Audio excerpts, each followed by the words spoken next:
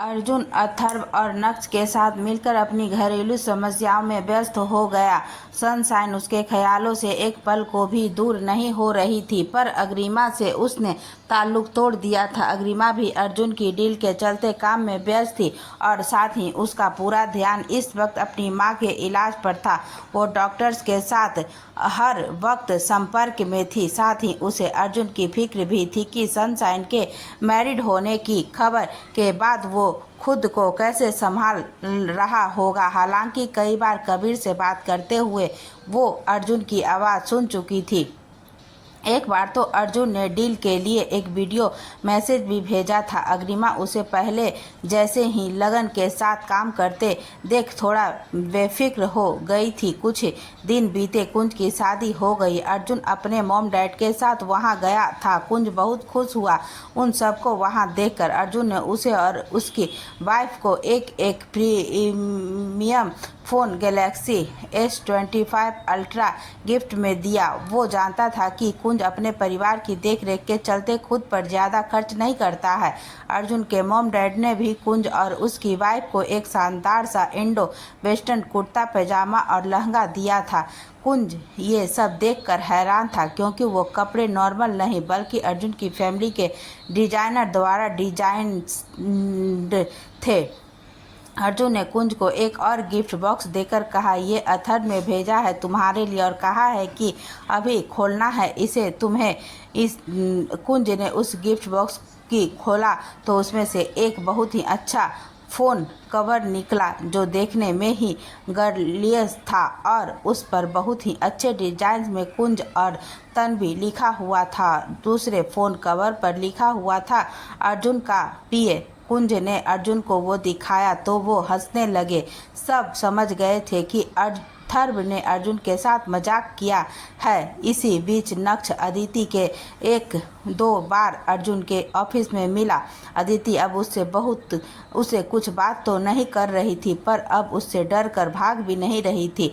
अथर्व और अदिति भी अब दोस्त बन चुके थे, पर अदिति को अब भी लग रहा था कि अर्जुन कहीं न कहीं अग्रिमा को पसंद करता था। पर अथर्व को उस दिन जब अदिति से पता चला कि अग्रिमा मैरिड है, उसके बाद से उसने अग्रिमा के बारे में कोई बात नहीं की। अर्जुन एक शाम घर आया तो उसे पता चला कि उसकी मॉम को फीवर है। वो उनसे मिलने गया तो नितिशा पहले से उनके पास थी, शायद उनके लिए कुछ फ्रूट्स लेकर आई थी। अर्जुन आनंदी जी के पास आकर बोला, मॉम अब कैसे हो आप? आनंदी जी मुस्कुरा कर बोली, मैं ठीक हूँ बेटा, बस हल्का सा बुखार ही तो था। अर्जुन ने उसके माथे को हाथ लगाकर तसल्ली ली। बुखार अब ज़्यादा नहीं था। वो वहीं अपनी मॉम के पास बैठ गया। आनंदी जी ने नितिशा को देखते हुए कहा, बेटा तुम भी जाकर कुछ देर आराम कर लो, सुबह से लगी हुई हो और नहीं तो क्या ऑफिस भी नहीं गई आज तो? अनुपमा जी ने कमरे के अंदर आते हुए कहा तो अर्जुन ने एक नज़र नितिशा को देखा। वो उससे कम ही बात करता था जब से नितिशा ने कुंज से बदतमीजी की थी।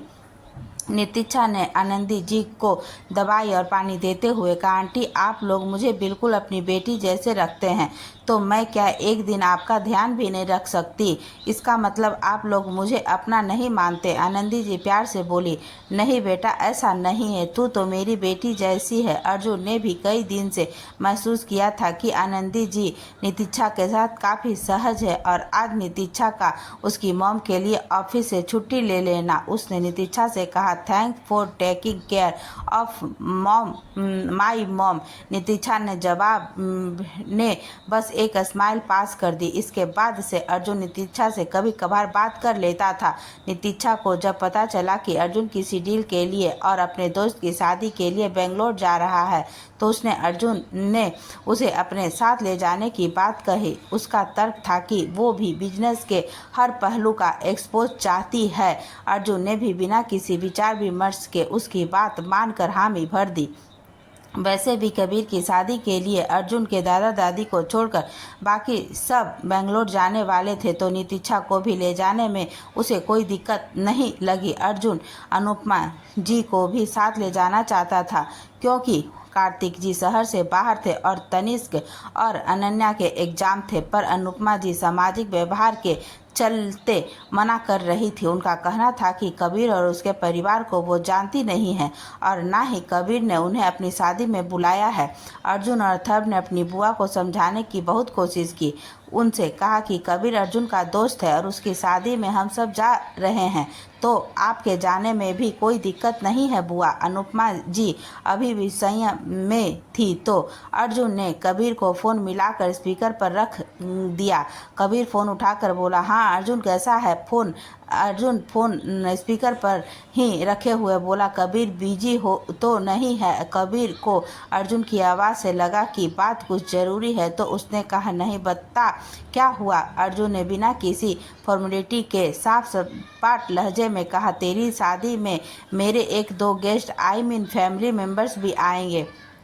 कबीर ने एक दोस्त की तरह ही जवाब दिया, हाँ बिल्कुल, मोस्ट वेलकम। और ये कोई पूछने या बताने वाली बात है क्या? फिर कबीर ने एक सेकंड बाद कहा, तू अपने फैमिली मेम्बर्स या दोस्त जितने मर्जी ले आ, बस तेरे गार्ड्स कितने आएंगे ये बता देना। वो क्या है ना, तेरा गार्ड 4 लोगों के बराबर खाना खाता है, तो मुझे तेरे 25 गार्ड्स के हिसाब से 100 लोगों के अरेंजमेंट करना पड़ेगा ना। ये बोलकर कबीर हंसने लगा और साथ ही अर्जुन के घर वालों भी। अर्जुन ने हल्के गुस्से से कबीर को कहा, तू उनकी फिक्र मत कर, उनका इंतजाम मैं खुद देख लूँगा। वो मेरे लिए जान हथेली पर रख कर चलते हैं, समझा ना? कबीर हंसते हुए, हाँ समझ गया, तेरी जान कितनी महंगी है? अर्जुन ने टसन के साथ कहा, सस्ती चीज़ों का शौक भी नहीं है मुझे। कबीर उसकी बात सुनकर मुंह बनाकर बोला, ठीक है, अब मेरी बात सुन, 2 दिन पहले आना है तुम सबको। तू कहे तो मैं अंकल को डैड से फ़ोन करवा दूंगा। अर्जुन, नहीं, उसकी ज़रूरत नहीं, हम आ जाएंगे।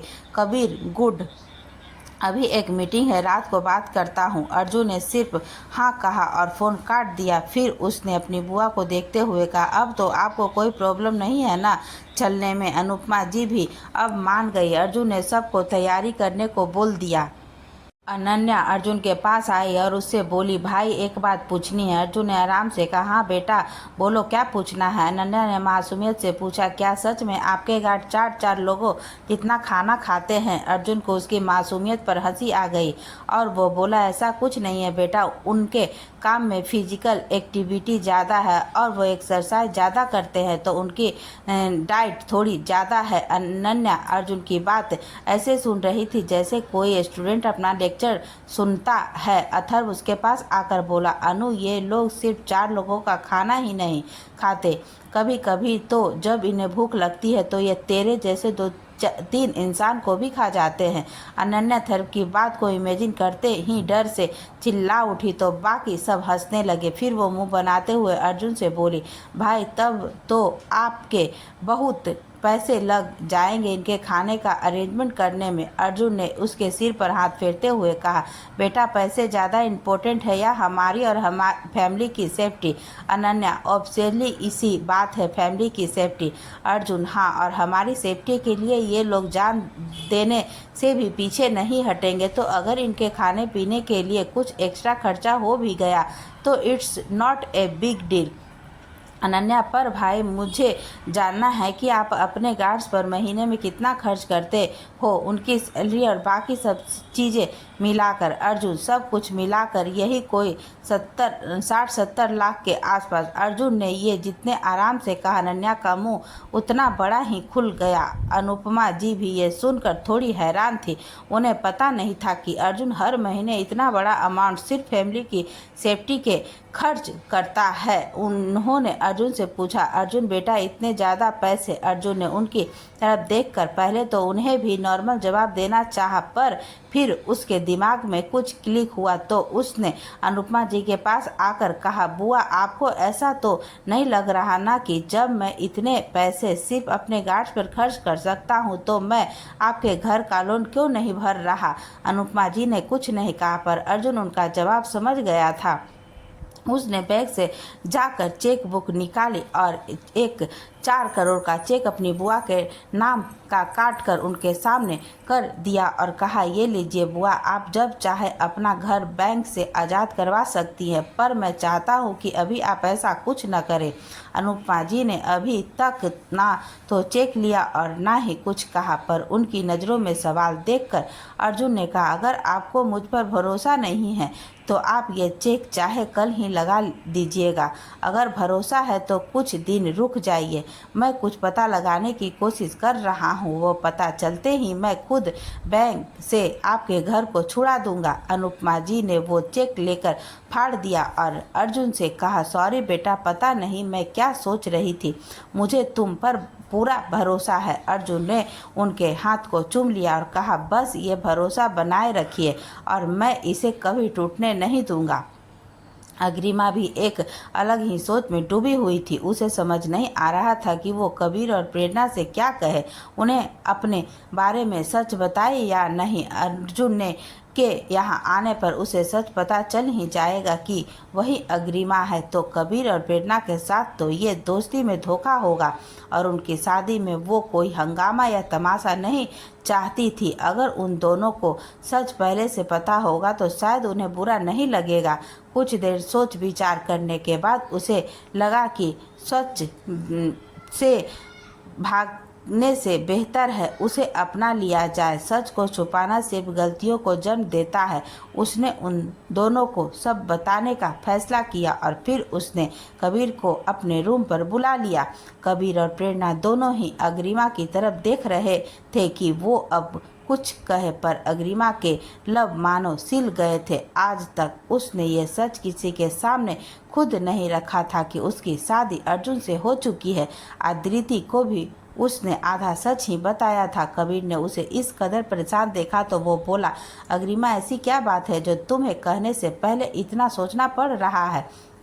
अग्रिमा ने एक लंबी सांस ली और कहा, मैं आप दोनों को कुछ ऐसा बताने जा रही हूँ जिसे सुनकर मुझे नहीं पता कि आप दोनों का रिएक्शन क्या होगा, पर मेरी रिक्वेस्ट है कि कोई भी रिएक्शन देने से पहले मेरी बात पूरी सुन लेना। प्रेरणा उसे ऐसे देखकर टेंशन से बोली, अमू यार, तू जो भी बोलने जा रही है उसे हमारी शादी तो नहीं रुकेगी ना।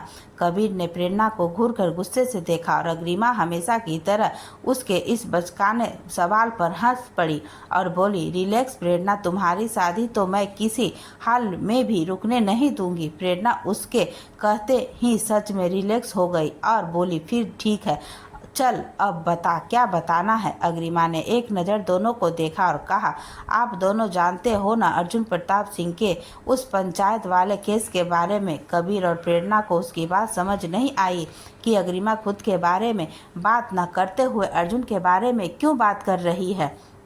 दोनों की सांवरिया नज़रों को पढ़ते हुए उसने कहा, वो पंचायत वाली लड़की मैं ही हूँ। कबीर और प्रेरणा को उसकी बात को समझने और कोई रिएक्शन देने में कुछ सेकंड लगे और रिएक्शन के नाम पर बस उन्हें मुंह खुल गए थे और आंखों की पुतलियाँ थोड़ी बड़ी हो गई थी। जुबान से शब्दों ने बाहर आने से मना कर दिया था। अग्रिमा को कुछ ऐसे ही रिएक्शन की उम्मीद थी तो उसने आगे कहा, मैंने ये आज तक किसी को नहीं बताया और ना ही मैं ये कभी बताना नहीं चाहती थी, पर अब जब हम उनकी कंपनी में डील कर रहे हैं और वो आप दोनों की शादी में भी सुपरिवार आ रहे हैं तो ये आप दोनों से छुपाना नामुमकिन होता और साथ में धोखा भी होता।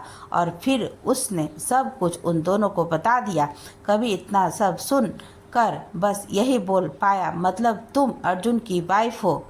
अग्रिमा ने हल्का सा मुस्कुरा कर कहा, हाँ भी और नहीं भी, हम में से एक इस शादी को मानता और दूसरा नहीं। कबीर, क्या अर्जुन ये जानता है कि तुम क्या वो तुम्हें जानता है। अग्रिमा सिर्फ नाम से, शक्ल से नहीं। प्रेरणा के मन में भी सवाल उठा तो वो बोली, क्या तुम दोनों कभी मिले नहीं मिले। अग्रिमा अब भी सहज ही थी तो उसने अपने समान लहजे में जवाब दिया, अभी जब मैं चंडीगढ़ गई थी तब मिले थे 1-2 बार, पर वो मुझे बाय केस फेस नहीं जानते तो मिलना तो हुआ पर एक दूसरे से इंट्रोडक्शन नहीं हुआ। वैसे भी उन्हें तो किसी इंट्रो की ज़रूरत है नहीं, तो ये कहा जा सकता है कि मेरा इंट्रो नहीं हुआ उनसे। कबीर, अग्रिमा, अगर तुम कंफर्टेबल नहीं हो तो अर्जुन वाली डील मैं किसी और को। अग्रिमा ने उसकी बात को काटते हुए कहा, नहीं कबीर सर, सच में जितना भागो उतना ही ये हमारे पीछे आता है। प्रेरणा, जब तूने अब तक अपनी पहचान छुपाई है तो अब भी छुपा लेना। अग्रिमा, पहचान छुपाई नहीं थी प्रेरणा, बस जाहिर नहीं की थी। हम जब तक एक बार भी नहीं मिले थे तब तक तो फिर भी ठीक था, पर अब जब हम पहले मिल चुके हैं तो अब मुझे उन्हें बताना ही होगा। पर मैं तुम दोनों की शादी का माहौल ख़राब नहीं करना चाहती। मैं उन्हें शादी हो जाने के बाद ही सब सच बताना चाहती हूँ, क्योंकि इतना तो मैं जानती हूँ कि सच जानने के बाद उनका रिएक्शन थोड़ा हाई ही होगा। कबीर और प्रेरणा कुछ कह ही नहीं पा रहे थे तो अग्रिमा ने उन दोनों को चुप देखकर कहा, मैंने ये सब आप दोनों को शौक देने के लिए नहीं बताया है, बल्कि इसलिए बताया है ताकि बाद में आप दोनों को शौक ना लगे। प्रेरणा ने उठकर अग्रिमा को गले लगा लिया और कहा, तुम बहुत हिम्मत वाली हो, कोई और लड़की होती तो शायद रोती ही रहती, पर तुम। अग्रिमा ने हल्के से उसकी पीठ पर हाथ रख कर कहा, वक्त सब सिखा देता है। प्रेरणा उससे अलग होकर बोली, तो तुम इसलिए लड़कों से और उनके प्रपोजल से कंफर्टेबल नहीं हो। अग्रिमा बस मुस्कुरा दी। कबीर अग्रिमा के पास आया और उससे बोला, मैं जानता हूँ तुम और मैं सिर्फ प्रेरणा की वजह से दोस्त है, वरना शायद तुम और लड़कों की तरह मुझसे भी दोस्ती नहीं करती। अग्रिमा की चुप्पी ने कबीर को उसका जवाब दे दिया था, पर कबीर ने उससे कहा, अग्रिमा, बेशक मैं अर्जुन का दोस्त हूँ, पर आज मैं तुम्हारे सामने दोस्ती का ऑफर रखता हूँ। ये कहकर कबीर ने अपना हाथ उसके सामने कर दिया। फ्रेंड्स, अग्रिमा ने एक बार प्रेरणा को देखा जो स्माइल करते हुए उन दोनों को देख रही थी और फिर कबीर के से हाथ मिलाते हुए कहा, फ्रेंड्स। कबीर मुस्कुरा कर बोला, ये दोस्ती हम नहीं तोड़ेंगे, और अब से कबीर सर नहीं, सिर्फ कबीर कहना। अग्रिमा ने मुस्कुराकर हाँ बोल दिया।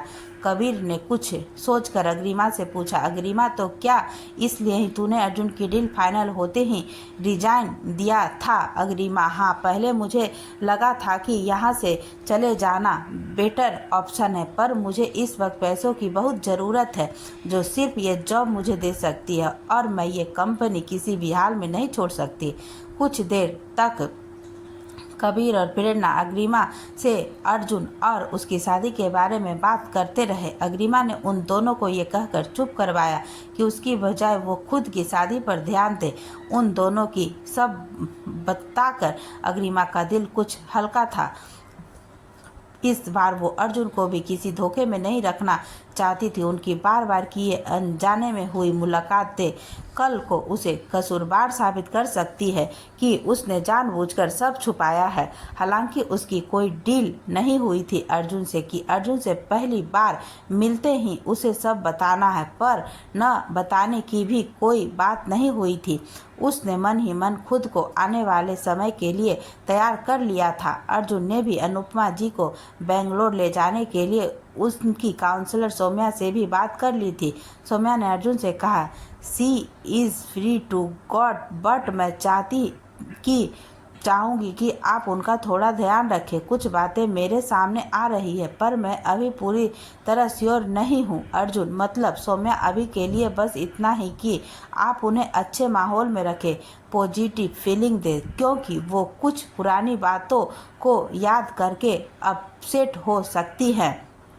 सौम्या, अर्जुन ने सौम्या से कहा, पर पुरानी बातों तो आप मुझसे भी जान सकती हैं, तो बुआ को क्यों परेशान करना? सौम्या, अर्जुन जी जो उनके अंदर चल रहा है या चल रहा था वो सिर्फ वही बता सकती है, और एक बार तो उनके दिल की बात जाननी ही होगी। अर्जुन भी अब सौम्या की बात से कुछ सहमत था तो उसने कहा, ठीक है, आई विल टेक केयर। दूसरी तरफ नक्श दोपहर को अर्जुन के ऑफिस आया तो अजय प्रताप जी भी उस वक्त अर्जुन के केबिन में थे। वो नक्श को वहां देखकर थोड़ा चौंक गए थे, क्योंकि घर वालों के हिसाब से अर्जुन और नक्श की कुछ खास दोस्ती नहीं थी। अर्जुन ने अपने डैड के भावों को देखा तो वो समझ गया कि वो क्या सोच रहे हैं। वो पहले कंपनी के घोटाले और कार्तिक जी के बारे में सब पता करना चाहता था। तब तक वो नहीं चाहता था कि घर पर किसी को भी अर्जुन और नक्श के रिश्ते के सही होने के बारे में खबर हो। उसने कई बार नक्श से ऑफिस आने को मना किया था, पर नक्श अदिति को देखने के लिए उसकी बात को नज़रअंदाज कर रहा था और आज नक्श को देखते ही अर्जुन को गुस्सा आ गया। इससे पहले कि अजय जी कुछ बोलते, अर्जुन ने अपनी टोन हाई करके नक्श से कहा, तुम यहाँ क्या कर रहे हो? नक्श तो उसकी आवाज़ सुनकर अवाक सा रह गया, पर अजय जी ने अर्जुन को थोड़ा शांत करते हुए कहा, कम डाउन अर्जुन, उसकी बात तो सुन लो। तब तक अर्जुन ने नक्श को एक मैसेज कर दिया था कि वो अर्जुन के साथ नॉर्मल बिहेव ना करे। नक्श ने आगे आकर अजय जी के पैर छूकर उन्हें नमस्ते किए और अर्जुन को इग्नोर करते हुए बोला, चाचू मुझे अथर्व ने यहाँ बुलाया था, वो आया नहीं क्या? अब तक अर्जुन अपने मन में बोला, नौटंकी। अथर्व ने पहले ही आज यहाँ आने से साफ मना कर दिया था, उसे हॉस्पिटल में कुछ काम था। अजय जी ने नक्श को बैठने को कहा और उससे हाल चाल पूछने लगे। नक्श ने भी उनसे कुछ फॉर्मल बातें की और फिर अर्जुन को देखकर इशारा किया कि उसे अदिति से मिलना है। अर्जुन ने उसे गुस्से से देखा तो वो बत्तीसी दिखाते हुए प्लीज़ का इशारा करने लगा।